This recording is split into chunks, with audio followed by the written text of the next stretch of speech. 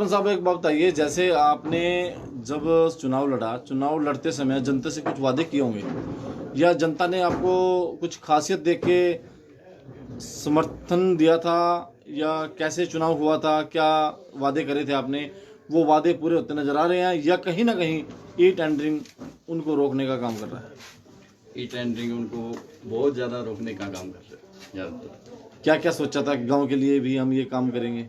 गांव में एक तो लाइब्रेरी, जिम, पार्क है, इसका भर्ती करवा के इसके सौंदर्यकरण के साथ साथ ओपन जिम का भी काम करेंगे। एक डिस्पेंसरी के बारे में, और पीने के पानी के लिए तो वाटर वर्क्स लगभग पिछले 1.5 साल से काम चल रहा है, आने वाले 2-3 महीने में काम हो जाएगा। गांव में ज़्यादातर समस्या स्कूल से रिलेटेड थी, वो अपग्रेड हो गया, लेकिन उसमें क्लासें नहीं लगी हैं। एक पीने के पानी की समस्या, ज़्यादातर ये समस्या है।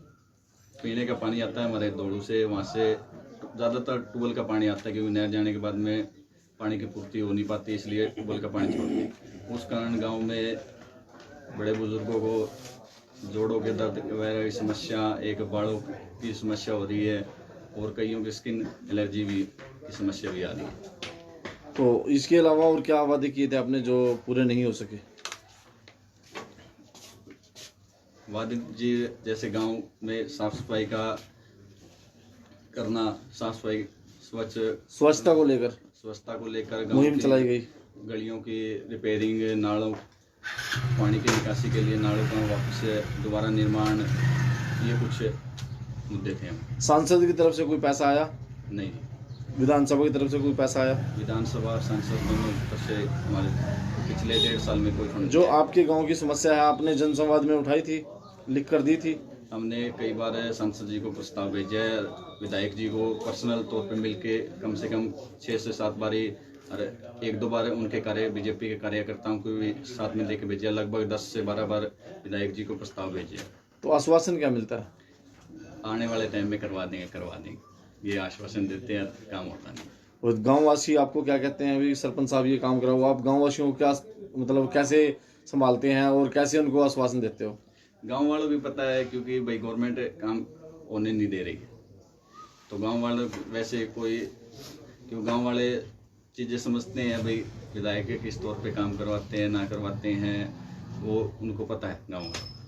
अच्छा, जो माहौल बना हुआ है क्या है, किसकी तरफ जा रहा है माहौल? जैसे आपने कहा कि सभी सरपंच, हम सब 90% सरपंच कांग्रेस की तरफ हैं, तो क्या लगता है कांग्रेस की सरकार बन पाएगी या फिर मोदी जी का जो नारा है 400 पार वाला, वो दोबारा से साकार सिद्ध हो पाएगा?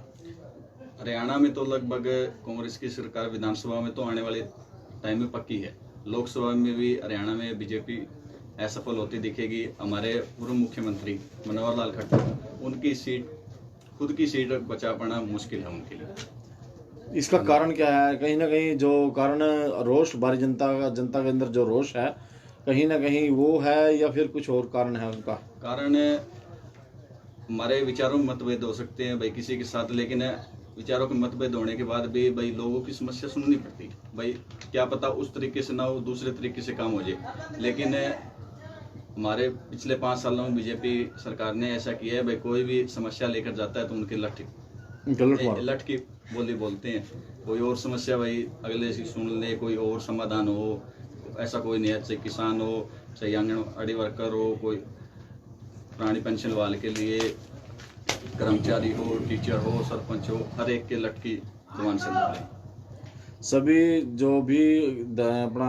हम बात करते हैं, लोकतंत्र में रहते हैं, देश के वासी हैं, सभी देशवासियों से सभी ने बहुत सारी उम्मीदें होती हैं। जब वोट देता है एक वोटर अपना दान देता है, सरकार बनाता है, छोटी सरकार बनाता है, बड़ी सरकार बनाता है। छोटी सरकार को बेईमान कह दिया सरकार ने, मंत्रियों ने, और ठेकेदारों के ऊपर विश्वास कर दिया। जब एक वोटर छोटी सरकार बनाता है, बड़ी सरकार बनाता है, सोच समझ के बनाता है, और उसके बाद उसको चोर कहा जाता है और लठ मारे जाते हैं, इसका कैसे बदला लिया जाएगा? हमारे पूर्व पंचायत मंत्री देवेंद्र बुबली जी ने जब तक सरपंचों ने शपथ तक नहीं ली थी, उस टाइम पे भाई सरपंच चोर है, सबसे पहले ये कहा था। उसके बाद सरपंचों में रोष हुआ। पीछे हमारे पड़ोसी गांव नाडोड़ी में आए थे, तो ऐसे कहते भाई नाडोडी में इलेक्शन पूरी टक्कर पे होता है, 1 वोट से जीते थे। तो उन्होंने कहा था भाई अगर 1 वोट की हार जीत है, कोई बड़ी हार जीत नहीं है, आप लिख के दो, मैं सरपंच को भाई दोबारा इलेक्शन करवा दूंगा सरपंच जी। लोगों ने जिसे चुना है, पंचायत मंत्री ने उसकी भी भाई पद का मान नहीं रखा है। साथ ही अब इस इलेक्शन में, लोकसभा के इलेक्शन में लोगों का जो रोष है वो खुलकर सामने आएगा। आम जनता को संदेश क्या देना चाहेंगे जो जनता आपको देख रही है? मैं ये संदेश देना चाहता हूँ, आप पार्टी के नाम पे वोट ना दीजिए।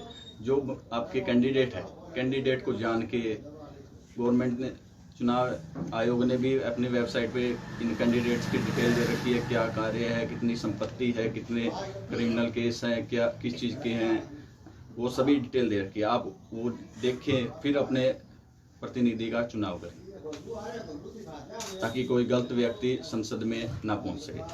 अच्छा, बात करते हैं कुमारी शैलजा की। जैसे कुमारी शैलजा यहाँ से 29 साल पहले इलेक्शन लड़ चुकी हैं, हार कर यहाँ से गई थी अम्बाला की जनता ने उनको सर आंखों पर बैठाया, उनको मान सम्मान दिया, फिर भी अम्बाला में विकास नहीं हो पाया। और जब अम्बाला में दोबारा से चुनाव लड़ा गया तो वहाँ से हार गई। वहाँ से हारने के बाद अब दोबारा सिरसा लौट कर आ गई। इस पर आप क्या कहना चाहेंगे? सिरसा में अब पीछे कांग्रेस ने भी सर्वे करवाया, बीजेपी ने भी सर्वे करवाया, तो उस सर्वे के अनुसार ही कुमारी शैलजा को वापस सिरसा में लाया गया। क्योंकि लोगों का कहना था भाई अगर कुमारी शैलजा आती हैं तो कांग्रेस से ये सिरसा की सीट जीत सकती है, वरना और कोई कैंडिडेट आए वो जीत नहीं सकता। मतलब जनता का प्यार है। हाँ जी, जनता बड़ा ही प्यार करती है। और कितने वोटों से लगता है जीत जाएगी कुमारी शैलजा? लगभग 2-2.5 लाख वोटों से। शैलजा ने पहले जब सांसद रही कुछ विकास कराया? पीछे तब तक तो मैं लगभग, मेरा जन्म भी नहीं हुआ था, उस चीज़ के बारे में बता नहीं सकता। राजनीति तो आपको अच्छी आती है, जैसे कि आप युवा हैं अभी भी, और बहुत बढ़िया। अच्छा, आप इनके ब्रदर हो? पिताजी। आज अभी हम सरपंच साहब के प्रतिनिधि हमारे साथ जुड़ चुके हैं। कुमारी शैलजा की बात चल रही थी। नहीं, बता दो भाई साहब, अगर आई है तो कुछ नहीं, दिक्कत नहीं है, तो बढ़िया। आप बैठो, आप प्रतिनिधि हमारे साथ जुड़ चुके हैं, हम उनसे भी जानकारी लेंगे कुमारी शैलजा के बारे में। वो क्या कहना चाहेंगे? 2 शब्द जी।